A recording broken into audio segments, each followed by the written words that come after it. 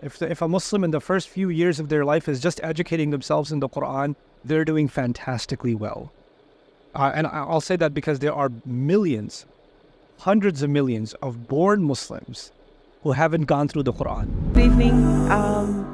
I'm Cindy. I'm new to the religion. I've been your student for the past 6 months on Bayana TV app.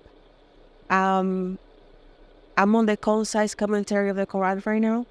And I wanted to ask, what steps should I take further to continue my education in the Quran? Keep going with the concise commentary.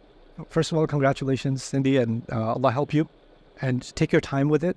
Just slow down and take your time. Don't be intimidated. There's so much to learn, right? So it's just, this is a life of quality over quantity. Just think of it like that, right? In the meantime, just take note of some of the resources that can teach you how to pray, some of the very basic things, and you're fine. If a Muslim in the first few years of their life is just educating themselves in the Quran, they're doing fantastically well. And I'll say that because there are millions, hundreds of millions of born Muslims who haven't gone through the Quran, right? So in a couple of years, you're ahead of several hundred million Muslims that are born in Islam, right? So don't underestimate the value of what you're doing, but at the same time, take notes a little bit, record your questions. Hey, this was an ayah, I had some questions about it or whatever. Keep documenting your journey. Even if you don't find the answer, document your questions.